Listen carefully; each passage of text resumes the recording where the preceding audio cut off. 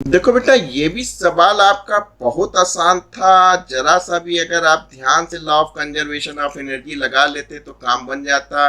एक पार्टिकल था, रिलीज किया गया एस हाइट से, रिलीज किया गया, इसका मतलब रिलीज का मतलब यू बराबर 0, और जो आपकी हाइट थी वो आपकी एस थी। एम आई राइट?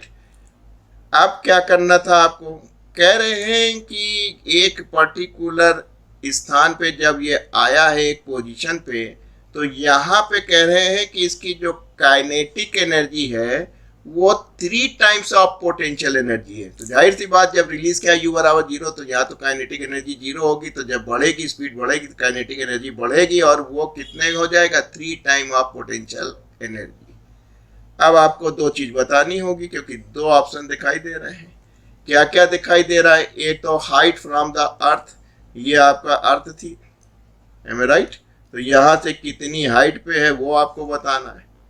और दूसरा आपको बताना है कि इसकी स्पीड से जो है वो आ रहा या टकराया नहीं, यही बतानी, speed of the particle at that instant. यहाँ पे उसकी वेलोसिटी क्या है वो बतानी। वेरी सिंपल, आप देख लीजिए कि साहब जो टोटल एनर्जी लेके चला होगा इस स्थान पे, law of conservation of energy क्या कहता है? Law of conservation of energy, जो टोटल एनर्जी है वही तो काइनेटिक प्लस पोटेंशियल हुई है। आपने कहा सर टोटल कितनी थी? जब यहाँ पे था तो यू 0 थी, काइनेटिक नहीं थी, यानी mgh थी, h आपका s था।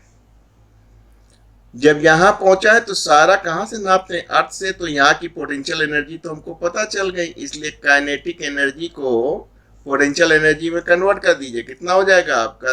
3 time of potential energy given है, बस काम बन गया। ये बराबर हो गया 4 PE के, पोटेंशियल एनर्जी के 4। और यहाँ पे पोटेंशियल एनर्जी आप जानते ही हैं, अर्थ से हाइट इसकी h है। आपको सबसे पहले h निकालना था, जो आ गया s/4। जब आप यहाँ पहुंचे तो बहुत सारे थे, तो आपने कहा भाई रुको रुको, वेलोसिटी निकाल लें। वेलोसिटी आपको मालूम है कि भाई साहब वहाँ पे जो काइनेटिक एनर्जी है वो 3 टाइम ऑफ पोटेंशियल एनर्जी है। काइनेटिक एनर्जी हो जाएगी ½ mv²। पोटेंशियल आपने देखी थी, h हाइट थी, mgh। यहाँ पे आपको क्या करना है? h की वैल्यू रख देनी है, s/4। काम बन गया आपका, इससे ये डिवाइड हो गया। वेलोसिटी स्क्वायर थी, इसलिए वेलोसिटी बराबर क्या हो गई? √3gs/2। तो अब आपको मिल गया, जिसमें s/4 और वेलोसिटी √3gs/all, ये है 2 आपका नीचे आएगा। है कोई ऐसा? यस, फोर्थ में देखिए आपको मिल रहा है, तो fourth is the correct option.